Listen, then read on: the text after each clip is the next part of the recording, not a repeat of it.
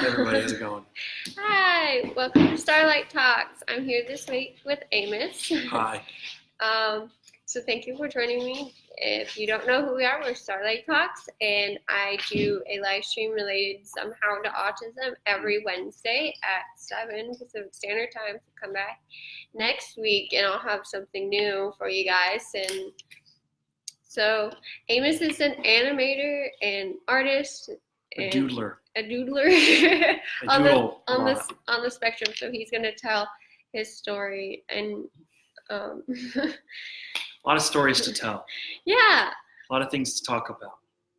So leave your questions and comments below, and we'll get to as many as we can. We love interacting with you guys. Check out the website OurTism.com. We have support groups every other Thursday, so go sign up for support group. We have some really cool social groups that are coming out really, really soon. So keep your eyes open for that. And then we have a life map and all the other goodies, so check out OurTism.com. I have my blog on there where I write about living on the spectrum. Yeah, so I think that covers everything. So check out OurTism and all the great things we offer. It's the first time I've ever been a guest on any kind of, like, on talk show of any kind. I feel a little anxious. I feel like I get a lot of guests that are really nervous, and I feel like they do the best because they are excited and have an energy to them and yeah, I think nerves kind of make you a little more eager to talk about yourself, or eager to talk in general. Yeah, get your brain flowing.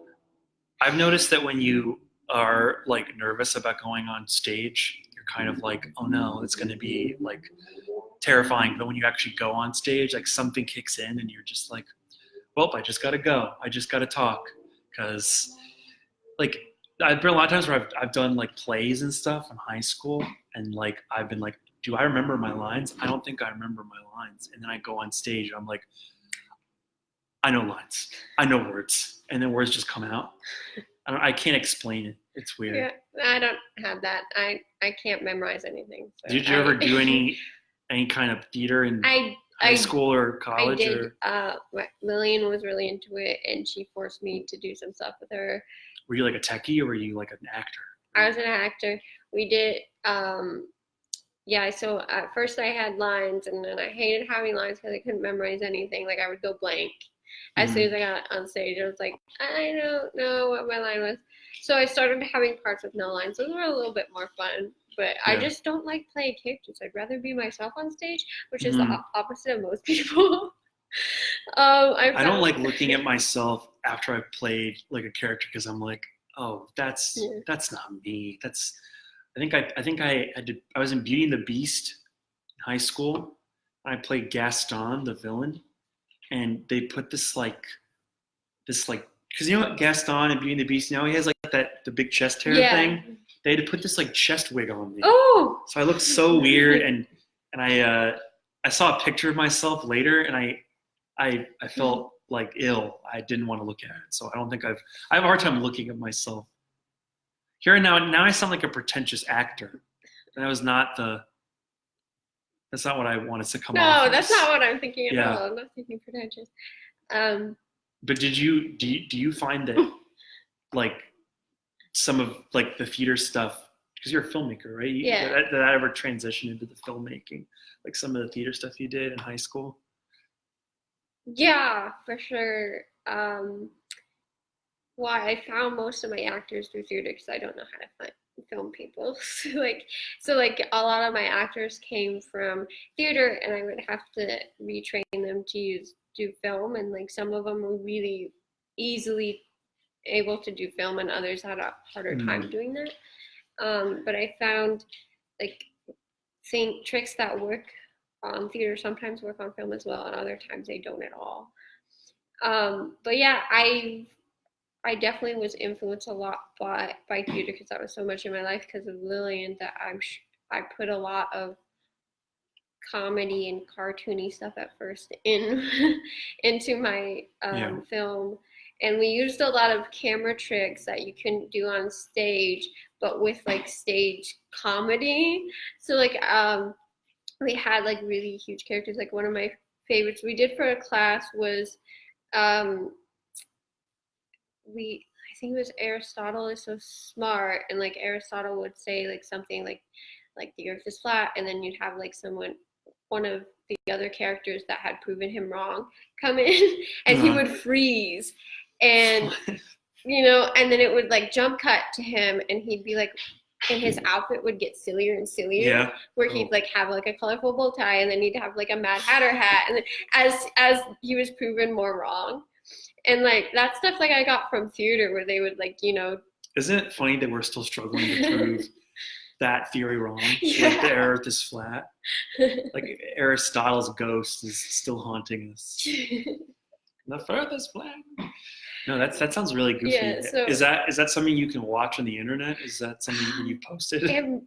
I prioritized a lot of stuff. I don't know if that's what I did, just because I want more professional stuff. Email for link.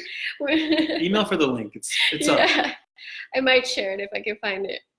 It's fun. Yeah, for a long time, I wanted everything up there so people could see how I progressed. Because I know a lot of beginning filmmakers, they get scared because they only see like the really good stuff you made, and I'm like, I did really, really bad stuff in the beginning. I think everybody has to make, and so I wanted that up there just for that reason.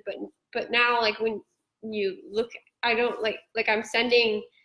People ask for the entire channel when they're asking like for job applications and stuff, and I'm like, I don't want you to see all that other stuff though. Yeah. Well, you have to make like. So I might make another one or like do something else to like compile the newer ones. Every filmmaker, even like the best filmmakers, have made like crappy first videos. Yeah.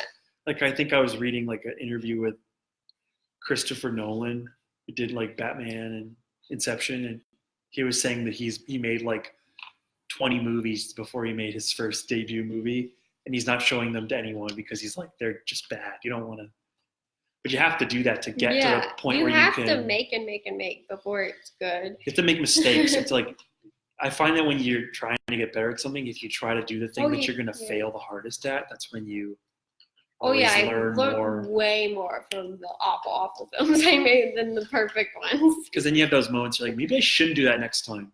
Maybe I shouldn't. Yeah. I think I made a movie in college where like we didn't have a production design person, and so we would just show up and we just were like throwing stuff up on the walls, and then when we watched it, we realized like, oh, this is just not believable. How somebody's important house. That job is. Yeah, you just learn. Okay, that's like one of the most important aspects of any movie. It's the production design. Mm-hmm. It can be pretty important. Yeah, I know there was like, I would submit to like these little contests, and I remember like other people would film the entire film in their bedroom, and like I'm like, wow, really good acting, but like you're supposed to be in a restaurant. Why? Like I set up like a little table in my hallway, put like a tablecloth on it, and like made like little menus out of construction paper. At least I tried, Yeah. It's funny like going back and watching things you made like 10 years, later. You're just like, oh, that was a different person who made that. That wasn't even the same brain, for sure. And then, like, some of the stuff I'm embarrassed of isn't even stuff I did. Like, I had a lot of actors that would come on, not memorize the script. So you could totally tell I'm holding up the script for them to read while I'm recording. And, like, that kind of stuff. Like, I have a lot of that where I'm like, I wish I could remake that. Well, there's a lot of people who don't know much about acting, and they think, oh, I can show up and be in a movie because all I have to do is just, like, memorize my line right before the shot. But then they don't realize, like, it's like, it is kind of like theater. You oftentimes have to go through the whole scene and say every line. And sometimes it's like, if you don't know your lines, it's not going to seem natural. It's going to seem like you're trying to remember, something that you just read 2 minutes ago. I've had actors that can do that. It doesn't look like they're reading a script that I'm holding up, and I've had other actors that have photographic memory and like do amazing jobs cold, and then other actors that like try to do that and they cannot do it. I'm like, please just memorize it. No, yeah, because like there's nothing more revealing, or like there's nothing that takes you out of a scene more than an actor just like struggling to remember something. Because like if you watch a play or like an amateur play and the actor clearly hasn't memorized their lines and they get to that scene and they're just like what, you know, like they start pausing because they can't remember, you know, they can't remember their lines. Well, we've kind of taken a detour here into theater. Well, I found that a lot of those on the spectrum are drawn to stories or acting or like some sort of like creative aspect like that teaches you like social skills, how to work with other people. Yeah. You know, and like we're very imaginative too. Like we have a huge imagination too. So like the world of film and animation, and I found that to be like a huge place for those on the spectrum, and even those that don't even realize they're on the spectrum. I found a lot of people. You're probably I think part of our community. I think if you're somebody who is on the spectrum, like if you escape into a cartoon, it can kind of be a way of communicating with others, or like it can be a world like when you draw your own cartoon, it's like you're making a world that kind of makes sense to you. Like say you're sort of like this, whatever's happening around me doesn't make any sense, but when I start doodling in a notepad and I draw these characters, like this is something that I can connect with. And I think that a lot of cartoons are made because people can't connect to the reality, and so they want to make their own sort of reality. And I think that that's why I think people on the spectrum kind of connect over cartoons, because they both like going to that place, you know? Yeah, it's like when we socialize, we need like a focus, and so like I know people like board games and like that kind of thing, and so when like you're doing something like film, you need a bunch of people to do it. It's like, oh, we're all gonna talk about film, and then you make friends through that. It's like, oh, I know how to socialize in this kind of thing. So like I made a lot of friends that way through my projects. And then I was very quiet and selectively mute, and so I would write these scripts, create the film, and I would then share it, and like all these people at school found my films and were like, wow, she's like really funny, and like started to hear my voice without having to talk. It's like a place where you can kind of just be yourself, and like when you make something, it's a place where all like the sort of parts of yourself that you really like and enjoy kind of come out. I definitely had friends that would have like these huge sketchbooks and would like just draw in class, and would come up to me and just be like, look at all the things I did. And like that was how they would open up, like, oh, I went to this place this weekend and I saw this thing and I drew it, and it just, so I'm like, oh, I heard about their weekend. But if I ask them like, what'd you do this weekend? Yeah, no, I think it's like cartoons, video games, movies, TV shows. Like Star Trek is something that I know a lot of people on the spectrum like. I know, like I really like Star Trek. It's just like things that are detail oriented. Like I think people like getting interested in the details of things, especially like video games. Like I know I was in high school, a lot of people on this spectrum, and like, you know, we'd always be playing the new Zelda game, and we'd be talking about all the parts of the especially Zelda game. Our generation, video games were set up to be very social, like where I remember people came to school with to battle with like different games like Pokemon and like you know, all those, like it was meant to be very social, and we sort of lost that. I know we're getting it back with like Pokemon Go, and I know there's like a Wizarding World, and there's like there's new like more starting to be more social again. But yeah, games were like meant to be multiplayer. Like the more people you met up with in a game, like the more points or like coins or whatever it was. I had a lot of friends as a kid who were on the spectrum, and like whenever we would hang out, like the first thing we would do is either we'd put on a season of a TV show, or we would start playing like Super Smash Brothers. Yeah. And like Super Smash Brothers was like the perfect like way to connect with someone. Yeah, I remember doing that in Mario Kart. Yeah, Mario Kart. And then the Wii Sports. Oh yeah, I remember when that came out. Oh move your Yeah. Yeah, you're going that way. I have to be on camera, guys. If I'm not on camera, then you can't shying see. away. Yeah. So I guess I actually went to this high school when I was a kid. I went to like high school. It was like really small, and it was in New England, and it was mostly kids who were on like the spectrum. It was like kind of targeted towards those types of people. I'd be in like classrooms full of people who are just, whenever like a new like Zelda game came out or whenever a new show was on, it was like everybody was talking about the same thing. It was, the only way I experienced like the sort of the neurotypical side of things is when I would go home and my siblings who they went to prep schools and stuff like that. And I had a little bit of a connection to that all the time, but it was definitely like, it was interesting to be in an environment in school where everybody was like that, which is, I think a lot of people on the spectrum don't have that. I think they go to like a high school. And it's kind of like some people are on the spectrum, some people aren't. And, I think it's interesting that whether or not you're on the spectrum or you're not, the rules sort of the same, a lot of the same social things apply just based on like being in groups of people. I wasn't lucky enough to experience both. So I was at public school and then went to, it was called a prep school, but it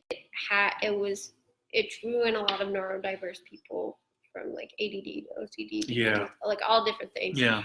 And people like thought that because we were labeled as special school and all that it was the dumb school, and they would come and they like failed out of their old school or whatever, they had a hard time academically, and they would come and they would think it would be easier to pass our classes, and it wasn't, because they taught us completely different. So it wasn't test based, it was project based, and then they had a really, really, really hard time at our school, and then felt even stupider because they were like, I can't even pass at the special school. Well, I mean, there's a difference between. And so we were like, we're not stupid, we're just learn differently. And then I thought it was funny, our school was so small and we still had that social hierarchy of like, oh, this person is super, super cool and this person's really lame. We had all of that. And it's like, if we were all at the public school that had thousands of kids, we would never be even close to the top of that pyramid. I think it is interesting, even within groups of people who are neurodiverse, like on the spectrum, there still is that sort of same kind of, I like this person, I don't like this person. Yeah. And it's almost like you might think that just because you're in a group of neurodiverse people, that they're all the geeks, they're all the geeks and they all are similar. And it's really not like that. I think that people's inability or ability to get along with each other is a completely separate thing from you're a jock, you're a geek. It goes deeper than that. Yeah, for sure. And their interests vary all over the place. So we have like people who like it's important to them that they wanted to be a cheerleader and they wanted, that very normal kind of what they thought was normal social life, where like on TV they saw like, oh, the football players are cool, the cheerleaders are coolest, and like they were part of the neurodiverse or the deaf community or the blind. We had like so many. What school is this? I don't want to say. You don't want to say it? Oh no. Because it's live. Oh no. But I'll tell you. That's fine. And so like we had like kids who were like, I'm really cool because I'm a cheerleader, and then we had other like really nerdy kids who were like, I'm the coolest because I'm in robotics. So it's like different depending on your personality, what's important to you, But, yeah. So like just because you're on the spectrum or you're neurodiverse doesn't mean you fit that stereotype of like, very nerdy or very geeky or very, Yeah, I think that's definitely true. It's like it's a separate thing. Were you saying that you were part of the sort of the special school, and were there people coming from within your school to your school or from other schools? Other schools. So like we got we weren't like our name had prep in it. Like it was a prep school. Yeah. But like within the community, we were known as a special school. And like I learned this because I had a deaf friend that switched to an art school, and everyone there was like, "Why were you at the special school? Like, this doesn't make any sense." Like, because she didn't want people to know she was deaf. And so they would ask her. They would go up to like, "I don't understand. Why were you at that special school?" And so I learned that. I was like, "Oh, I'm at the special school." So then we started getting people, who were from other schools that would come in, and you could tell their intelligence wasn't up to their grade level, and like we felt bad for them, and so like they struggled academically, and like them and their parents thought if they came to this school that they would be able to. They didn't have like a screening process of like an application They thing? did, but they like wanted the money. You know. Okay. And so like they would recruit them for like sports or like something else, but we didn't like let people slide. So like in classes, like you could tell that they didn't care about academics, and they thought that that they would be able to. They really did think it would be easier at our school. Like they would talk about that, and we'd be like, It was no. an academic school. It's an academic school. It was very rigorous. It was a lot of work, a lot of essays, a lot of projects, a lot of homework. Sometimes people just need a different method of communication, like teaching. Yeah. I know at my school it was academic. Like there was a lot of books and stuff you had to read, but it was definitely more like I think what you said, like project based rather than test, and very kinesthetic, very hands-on, and not everyone learns that way. They need theory first, and so like we had like so much of like hands-on work, and that scared a lot of people off. Yeah, I mean, some people like to take action themselves and like really dig into something. Some people need a little bit of that sort of structured. I need to do this day. I need to do this day. And I think there are some people that really like all you need to do is just say, "Hey, if you want to learn about this, I'm willing to help you learn, but you need to take action." And like at our school, they would be like, "Okay, here's the assignment," and I would go up like, "Can I do a video?" instead. They're like, "Yeah," and they would. And so everyone would come in with like different kind of projects that based on their interest. And then so those students would just do like the basic minimum of what was asked like, on paper, and they didn't really learn it. So when it came to like the tests or whatever, they would lose all their points. And where we actually learned it because we spent so much time on that project. So like when you half-assed it, you didn't learn it because we don't sit there memorizing facts. Like they're like, "Okay, you learned it." But yeah, it is like memorizing lines. You just memorize what the answer to all these questions are, and then you take the test, and it just kind of a lot of times it just kind of escapes your brain. It kind of goes somewhere. Where like kinesthetic learning, it sticks to you. Like you had to apply that knowledge. Yeah, you had to use it in some way. So like in my videos, I had to learn the information and then recreate it in a story. And so I had to understand it in order for like characters to talk about it, and so I had to really dive deep. And then the actors are repeating all that information to me, and then I'm editing, and it's being repeated again. Yeah. Was this in high school or? But both middle school and some of high school. So you were like, would you be making like a lot of videos like every other week? Anytime I could, I would make a video, and I'd be up till midnight. And I had friends that did this with me that weren't even in my classes, that were in different grades. That's cool. Would be the actors, and I had actors from other schools. Like I had really great people helping me out with these projects because they really cared about acting and learning that, and they loved my projects, and it was fun, and I had friends that just enjoyed doing it. Oh, nice. So yeah, it was like a really great thing that the school allowed me to do. And that's cool. Other students like would do comic strips or do perform a sketch, or like there was like all different things. I feel like like a puppet show. There was just like all different. If I in high school when someone was like, "Oh, make a comic strip about," I actually did do that in high school. I did do a comic strip up for one project. It was about metamorphic rock. I did a comic book about metamorphic rock. I remember that, and it was. I I think we put some.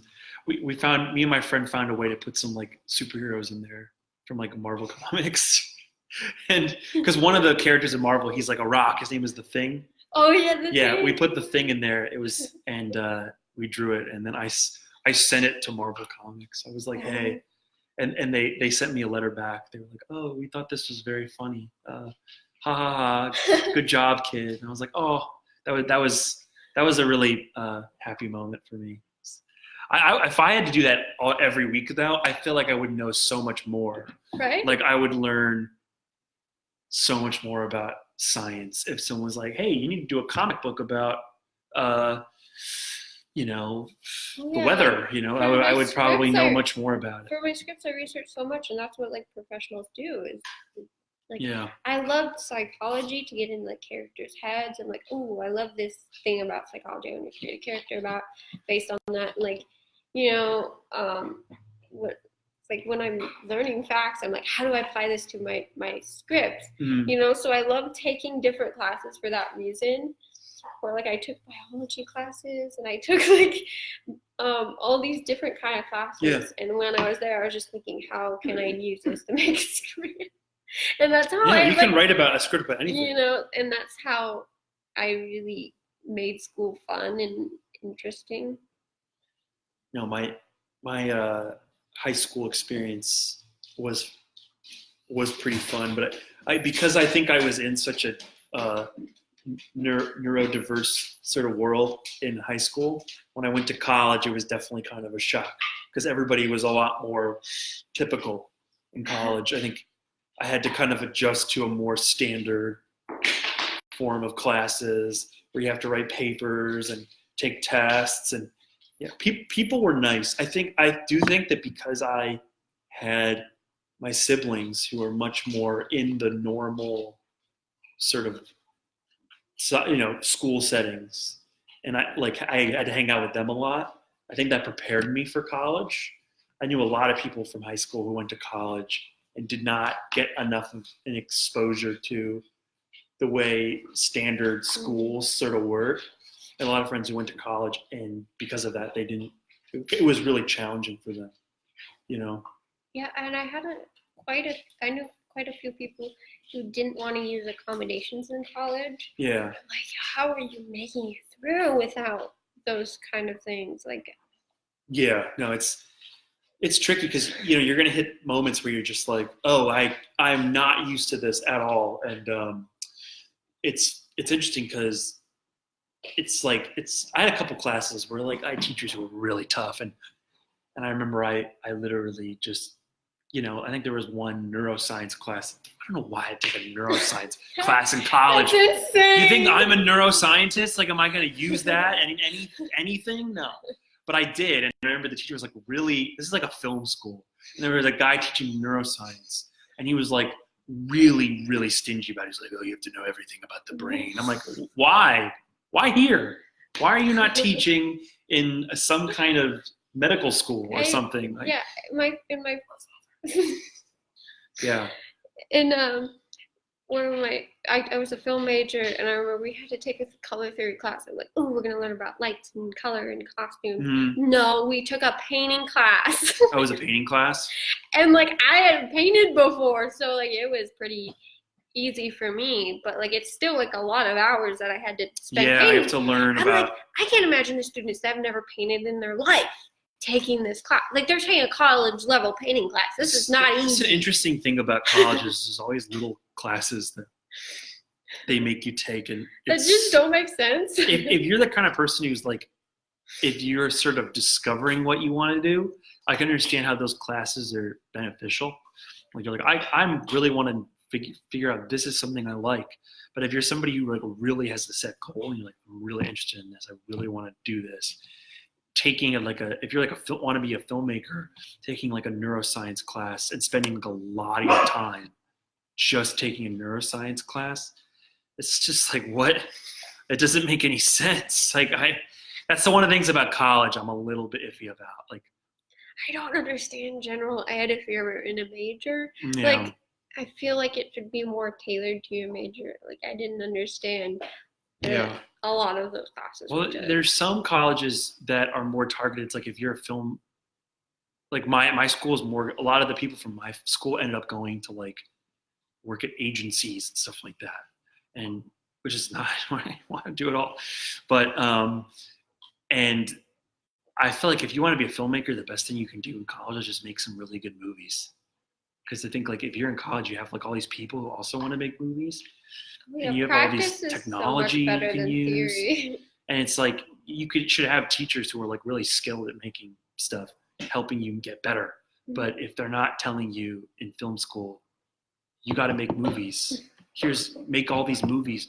That's not going to help you out very much, you know? And then, what my film school did that I didn't understand is they had everyone direct, and like not everyone is a director. So like you had to write and direct all of your stuff. And I was like, but what if like a lot of people want to be editors and a lot of people want to be writers. So like if they tailored it to, okay, all the writers, you have to write a script and meet with a director and work with them on this film, you know, and then editors all need to like edit so many projects. So like then you're like honing a specific skill that will be really helpful. Like I get your first year doing everything. Yeah. And then like as you go along, like finding your spot and like really focusing on that. Yeah. So that you're ready. Because if you do everything, then you're only like okay at everything. Well, I did go to film school, and I think I realized at film school that I like movies and I like making movies, but I think part of the reason I don't do it now is because a lot of the social challenges because like making a movie is like a really social executive functioning kind of challenge. It's very social. It's really focused on that. Well, and editing's a little less so I know. Yeah. I have a friend. That's what I ended up doing towards the end of college. I have a friend that is pretty antisocial, and he was like, I want to make films, but I don't want to hang out with people, so I'm going to edit. And he's really good. I'm like really bad with social anxiety and like executive functioning and like managing large groups of people. And I remember you would show up and you'd have to make a movie, and there'd be like 8 people, and they all wanted to know what to do. You had to tell them what to do, and you didn't know what to do. You're like, I don't know what to do. And they're like, hey, what do I do? And you're like, and you have to pretend like you know what to do. Yeah. And then, you know, everybody's tired, everybody's mad, everybody wants to go home, and you're like, I need more stuff. And they're like, I want to go sleep. And you're like, no, you have to be mean, you have to be a jerk. And I was always bad at that. You have to be kind of like. So I figured out how to deal with that. Yeah. You tell them that they're going to be double the time there that they actually are. So then they think they went home early. So I'm like. See, this is why I am not smart enough to do this. I should have. So I had been doing it with friends. I should have figured that out. You know, and like friends are a little bit harsher than people you don't know. So like my friends would be like, you know, I'm late, and they'd leave in the middle of a project. And so. Oh my God. So I learned to be like, instead of saying it's 3 hours we're filming, I'm like, it's 6 hours. And then if you go over, they don't know it. So when I worked on in college, I kind of figured out about every minute is like an hour of shooting. So I would be like, okay, I'm doing a 5-minute film. That's about 5 hours. So I tell people that we're doing 2 days of filming, you know, and then we normally only did 1 day. How long would you go? Like, how many hours would you spend in 1 day shooting at something? I never did one of those all-night shoots. I normally wrapped.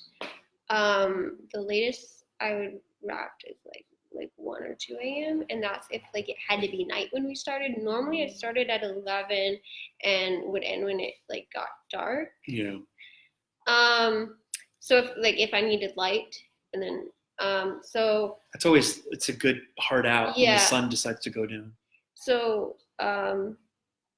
so that's sort of, it would be like a good day that I would do, but if it like wasn't, you know, for people that wanted to do film, it would be a lot shorter than that. I would prepare. Yeah, you always have your friend who you know hang out with off and on, and you need like extras or something, and you say, hey, come in and just be here, be in the background, or just wear this costume and stand here. And they're always the most like grumpy, and they always want to go home. Yeah. Like I remember I had a friend who had to play like a mysterious guy in a suit, and this is some student film, and he showed up and he was there all day, and we were like having all these shots where he was standing in the different parts of the room, and I just remember he was like sitting there, he was like, dude, I don't want to be here anymore. Like, because he was my friend, he was a lot less nice about it. Like, he was very blunt. He was like, I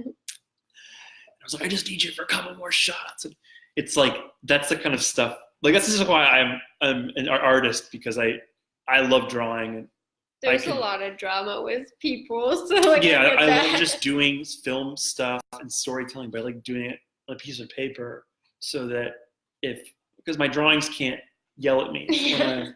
They can't be like, I really want to go home. It's like, I just erase them if they say that, shut them up. I just erase their mouths. Now it's like but that's really it. I remember I was working at a record company. I was like, they did in the music video department, and I was like, this is right after I got out of college, and they had like nothing for me to do. It was like one of those internships where you don't do much, and I was just sitting there, and I would just draw all the time. And like one day, like somebody came by and they looked at my drawings. They're like, why don't you just do that? Like, why don't you just draw? And I'm like, oh, yeah. That's a possibility. That's probably what I should do. And they're like, yeah, you should just do that. So then I stopped doing the film stuff, and I kind of jumped into the art stuff because I had a lot of fun doing it. But it's really similar. Like, I do a lot of storyboarding, and like I use a lot of the same It'd be knowledge. Like the same kind of patience as editing, right? Because you have to sit there doing one thing for such a long time. A lot of it is like getting good enough at drawing to the point where you can draw anything. Well, that never happens. You can never really draw anything. But getting good enough at drawing to the point where your only challenge is, what shot do I use? What cut do I use? And then that's when you're really using your brain, which is really kind of the same as making a movie. It's like, but at the same time, you can storyboard at some point. I like to photo board. Yeah. Because then you're like, I try to get onto location and have stand-ins and photo board, and then hand that to the cinematographer, because that's so much simpler than like showing them like the little stick figures most people do. You know what I used to do is like, I don't know how often I used to do this, but I remember if I had like a cut or a shot in my mind, I would just get my phone out and I would shoot my friend doing something, and then I would do the cut, and then I cut to I would just mock it out in my bedroom to see if it would work, because sometimes you have like a shot, a cut in your mind, and then you play it out and you're like, oh, that doesn't work at all. Yeah. They're not looking this way. Yeah. Yeah. That's why the photo boards were really helpful, and I would do that in a lot of my final projects, so that when we got to set, it was really easy, and it would go so much quicker, right? Yeah. Than having to set it up, everything, and then be like, oh, this doesn't work. And yeah, there's nothing more frustrating than so many people planning something. Didn't do that kind of stuff. There's nothing more frustrating than planning something out so rigorously, and then you show up and you have to do it, and then like it starts raining, and you're like, I can't do it if it's raining. This is not going to work. It's awful. Yeah. And I think that really helped with like learning how to transition when because I know with when I was younger, and I know it's common to autism, is like when you hit those kind of unexpected things, is like meltdown. Oh yeah. So like having done film so much, I'm like, okay, I got a problem solved. And so that helped, it helped in real life where you like want to go to like Disneyland, and like your friend doesn't want to go in the rain. Like, okay, we got to figure out something else to do, but we still want to hang out. Yeah. No, yeah. But like that would have been a meltdown when I was younger. I think that there's a lot of anxiety that comes when you have autism and stuff. You sort of overreact to. That's the challenge of being a filmmaker, is like you have to be calm and collected, and sometimes when you have those knee-jerk reactions to sort of like just break. Like, I can't do this anymore. I have a lot of friends who are also film people, and they're on the spectrum, and I've had experiences where things just don't work and they just can't They can't handle function. it. They can't. I mean, even neurotypicals can't. Like it just like there's so much that happens in film that you have to think so quickly and deal with things Yeah. and think about a million things. It's so exhausting, the hours, and like you're on your feet all day, trying to be creative and logical. Yeah. I know we're talking a lot about film stuff. And I hope I know this is not necessarily a film show, but I feel like it does, anxiety and social anxiety is so intrinsically part of the act of filmmaking. It's like, and it's something you come up with a lot. You come up against a lot when you're working with groups. But I mean, I know that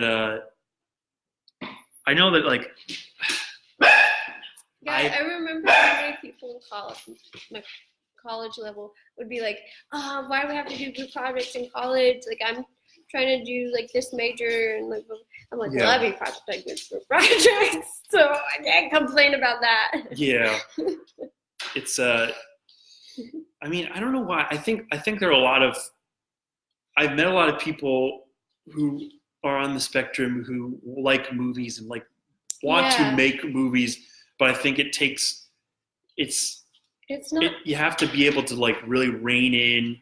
Yeah, it's different watching a movie than making a movie, Yeah. And some people like their first experience was in college, was making it, and very quickly realized they couldn't. It's a lot. Are there any specific movies that are that are sort of about people on the spectrum that you really like in particular? Or you think that really connect to what it feels like to be on the spectrum? I don't know if this is something you've talked about before on your podcast, on your Facebook Live. I did a whole episode on representation. You did a whole So I actually have I have opinions about this. We can talk about that if you would like to. I feel like as a kid, a lot of the stuff that I liked and that my friends liked that they connected to, that was sort of about that. It was not necessarily the stuff where the characters were like, this person is on the spectrum, like you watch movies and it's like, this person's on the spectrum.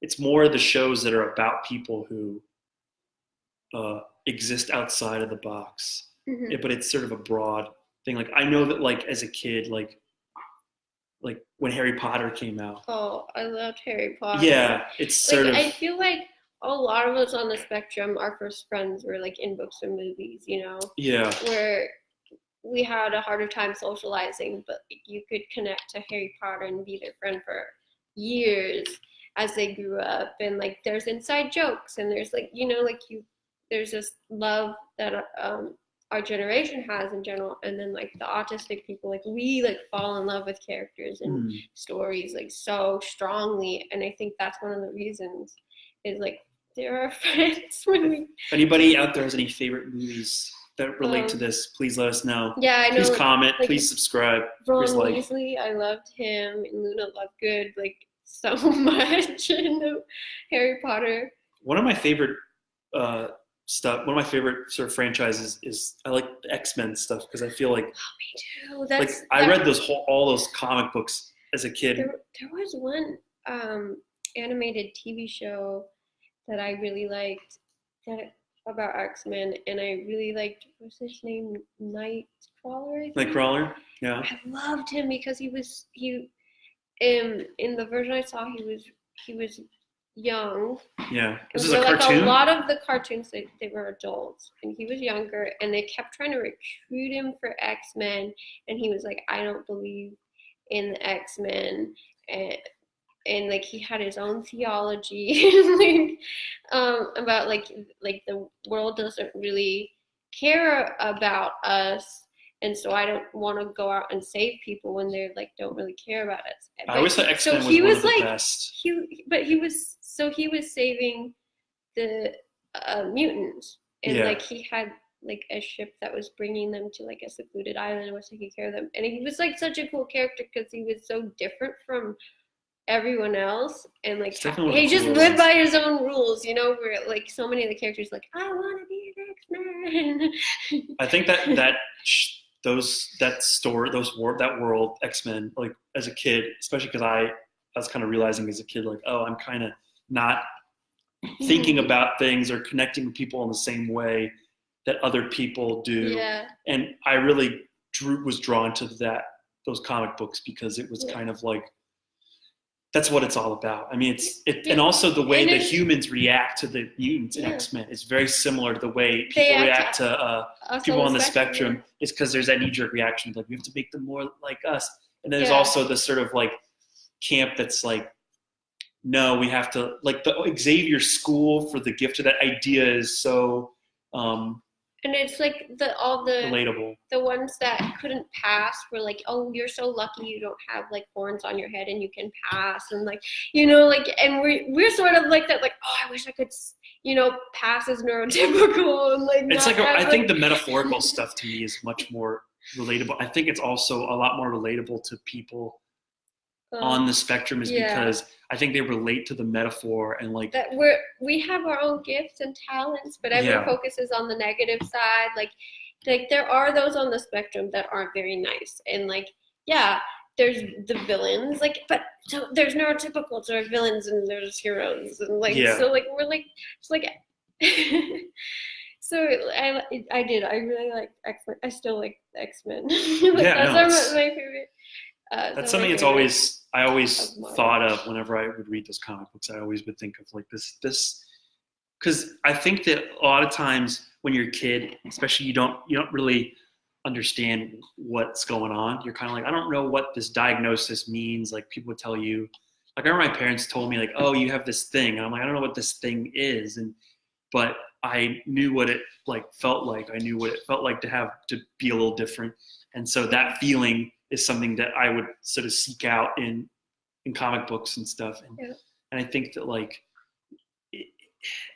I think that it's great that there are like shows where it's like directly mentioned and like, it's like, you know, this show is about a person who is very clearly on the spectrum. I also think it's good. There are other shows that people are attracted to that are more like about the feeling of being on the spectrum too, that are not necessarily like where you know exactly what the person has. It's more like that's like Harry Potter is really great because it's like when you feel like you're a wizard, it's like when Harry's at home, he's like his parents or his aunt and uncle are treating him like crap because he's not like Mr. Dursley. Is that the kid's name? Mr. Dudley's son, Mr. Dursley's son. Dudley, yeah. Dudley, like Harry's not like Dudley. And like the feeling of being at home and just being completely different from your sibling that's something I really responded to. And it was like the idea of it being, you're a magician. Like that's so cool. And then there's a difference between movie Harry and book Harry. Yeah. So I remember reading the book and I liked Harry. He's such a different character. Than most characters out. Like he's not nice in the books. He was raised by bullies, so he is a little bit of a bully, and he's definitely in defense mode now that I know about that. Like Harry was very defensive. Oh yeah. And like, you know, and so it was really cool having a character like that where you're like, I get where he's coming from. I get why he is that way and why he doesn't have friends when he could have friends. Yeah. And where like so many stories, like the main character is like so likable and amazing and everyone wants to be their friend, or they're really, really bullied by everyone and super sympathetic. But like Harry was so mean to like Ron and Hermione. He would make Hermione write all his essays and like, you know, I like characters that are kind of mean. And it's just I feel like everybody has a little bit of a mean side. And you're like, he's so different, and like you wanted to like understand him and understand the world he lived in.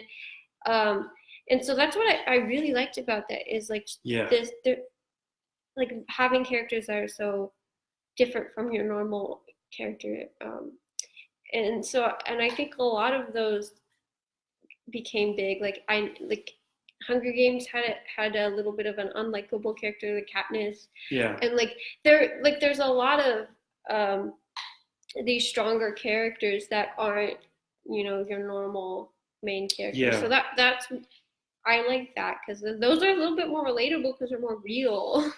Whenever I watch TV shows and the characters are like really nice to everybody and everything they never do anything wrong, it's like I never find that as interesting as somebody who has an impulse to like be mean. Yeah. But they come from a good place, but they have this impulse like It's like I don't trust you, or like you can tell from their background why they are the way they are. Where like when it's just like I didn't understand like the love of Breaking Bad, because in those kind of shows where it's like you're just making horrible choices and hurting everyone. To keep the show going for like and 7 I'm just seasons. you start like it started in a good place, and then it's like, okay, but you got the money you needed, and now you're just ruining everyone's life and killing people. Yeah, I actually haven't watched that show. So should I watch it? Tell me if I should watch Breaking Bad. I recommend watching the beginning. It's super good. Oh, wait a minute. Let's see what we got here.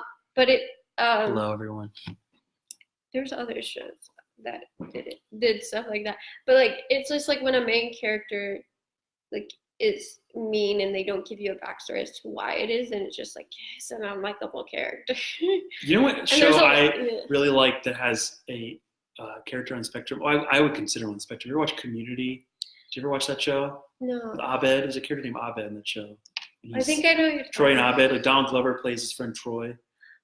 Oh, I think I know what you're talking about. Yeah. And he's like he's one of the main characters, and you kind of see the show through his eyes, and he's like obsessed with movie references. He's like always connecting what is going on in the show to a movie, and like that's something that I do a lot in my life. I am always kind of I think I did that before we were on the show. I think I kind of did your dogs open the doors to Jurassic Park. Yeah.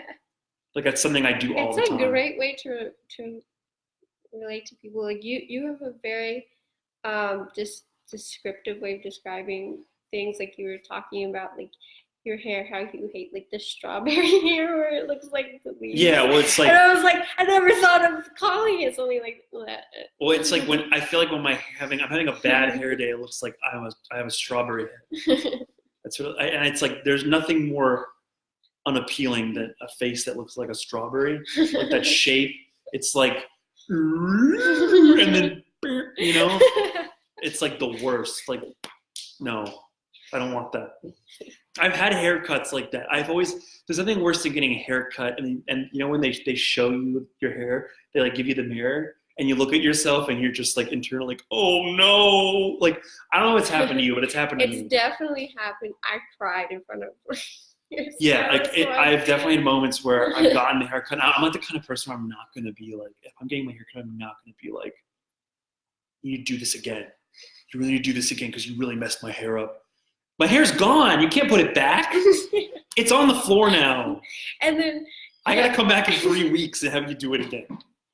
Yeah, I asked for like my hair to be past my ears, and it was cut like a lot shorter than that, where like I had like the longest piece was just past my ears. But like I thought I was clear, I wanted my ears covered. And so when I was like, she's still cutting. I'm like, what do I do? And I didn't know what to do. Because I'm like, can I tell her to stop and just walk out like this? Is it done? I've had experiences where like I get a haircut, and then I think because I just like conditioned my hair, like one strand of my hair was hiding. And then I get in the car and I do this to my hair, and all of a sudden there's just like this long and they strand style it, like they pokes style it out. afterward. And I've actually gone back and I'm like, hey, so I found some more of my hair. I was digging through my scalp and I found some hair that you didn't see, and I think you need to cut that too. It's like, we'll do it for free. Or when they like style it afterwards and then you wash it and then it's just like, oh, it doesn't look like the. How do I make it look like that?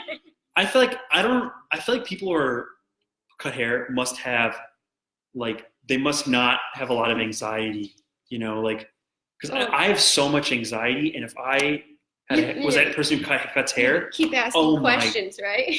About the hair. I would freak out. They're really good at distracting you too. Like they start talking and then you're not paying attention, and then like at the end you're like, wait, what happened? Sometimes when I'm getting a haircut, I don't want to talk to people. Is that bad? Because it's like Uber. Like sometimes when I get into an Uber, I'm just like, don't talk to me. How did we get onto this topic? I travel around. I hop. I'm a hopper. Interesting. One of my favorite shows still is Buffy. Oh yeah, that's a great Yeah. one. That's a great, and also kind of similar to like the X-Men kind of thing, where Yeah. it's like there's a world of vampires and There's, stuff. I'm related to so many characters. Like one of my favorite moments was like there were a bunch of the characters that wanted to be Buffy. Yeah, where like And- they were friends, And, right? They would hang out yeah, with her. and like she stepped down and someone else took her spot, and then she came back and was like, I was so excited to do this, but I've never felt so lonely in my life. And she's like, yeah, that's when it's like all the time there's literally no one to relate Yeah. to. And I was like, I feel like, Yeah, you know, like having autism, like until you meet another autistic person, it's like so you also lonely. slay vampires for a living. Yeah. Like it can feel so lonely, like no one can relate to that. Like I think that's why people on the spectrum connect with the superheroes and the, yeah. and the fantasy, is because it's like You go to it's a an lot. escape. It's kind of an escape, but it's a way to escape and also make sense of your own life. Yeah. I think when you feel a certain way, you see it in a sort of a metaphorical, like one thing you were saying about earlier is like having horns, like Mm-hmm. like sometimes I feel like being socially, like having challenges socially, it feels like you have like rocks for hands and you're trying to pick something up and you have these like rocks, you're like, I can't do it, you know? And I feel like when you watch something that's literally that, it kind of feels more, you connect with it more. Mm-hmm. You see yourself in it more. And that's what I like about that stuff. That's what I like about fantasy a lot. Yeah, and I love now that there's so many new stories about new people we Yeah, haven't seen on film. There's so many LGBTQ stories. There's autism story, neurodiverse stories that people are going to experience so many of these private moments that we have every day. yeah. And it's not intrusive. We're like, I do my show and we talk about it. Mhm. And it's like, I have a lot of people who won't come on and talk about these things, you know? And it's a whole different thing to watch it happen. Yeah. It's so, like, there's people post those YouTube videos of meltdowns and stuff. And it's like, is this okay? Is this not okay? Like, Yeah. we're recreating it in film, and like everyone's agreed this is socially okay to be doing. And so it's really cool. We're gonna have all these brand new stories about people that we haven't seen stories of before. So we get to see that these moments are real that we've seen in superhero movies. Well, you know? sometimes And I people notice. experience it, and the world. I think it's more good that empathy. there's realistic interpretations of it, because Yeah. I do meet people who don't understand what it means to be on the spectrum, and Mhm. they'll say something and it'll catch me off guard. Like it's like, I don't know if you ever experienced this, but somebody's just talking and they make a reference and they make a joke about it, and they completely don't know what it is. They're just like, oh, it's like you're autistic or something, and you're just like, oh no, you don't know what you're Oh saying. my god! Like, I don't get offended by that story. stuff. I don't get offended by that stuff as much, but I do feel like it's upsetting that it happens, I think, as much as it does. I guess, I mean, how much time do you have? Do you want to tell the story before we have to go? Or? Yeah, I guess we'll end on that story. Yeah, we can go maybe a couple minutes over. Is that okay? Yeah. So, Lillian and I have made a new friend who's just being introduced to the disability world. Yeah. Because we have the service dog, so people stare. Mm-hmm. I mean, because they're cute too. So. People stare because I wear yellow, and I used to have yellow hair, and the service dog. So I'm used to it. I don't even think about it. But when I'm with someone who's not used to it, they're like, "Oh my god, everyone's staring." I'm like, "Oh, it's me. I'm so sorry." And so, something that he wasn't used to is a lot of people come up and they don't directly ask the disabled person question. They ask the person next to them. So he was getting questioned like, oh, how old is your dog? Blah, blah, all these things. Yeah. He's like, why aren't you asking her? Mm-hmm. And he was really confused by that. I'm like, yeah, it's ableism exists. Yeah. And then he encountered someone who came up to Lillian and was like, oh, can I get a picture with your dog? And she was like, of course. Like, I don't see why not. and then she, instead of taking a picture right there, she pulled her over, like started walking her somewhere. The dog? No, took Lillian's hand and started walking her over, and she realized she walked her over to her husband who had the camera. Oh, But like it was a far walk. It was like down the Yeah. street. that's weird. So they take the picture, and then she looks at Lillian and goes, "So, why do you have this service dog? I knew someone with cancer, and they would bring therapy dogs to like the hospital. Are you sick?" She's like, "No, I'm not. I'm not sick. I have autism." And she took her hand, both her hands, and we're like, "I am so sorry. You are going to get through this."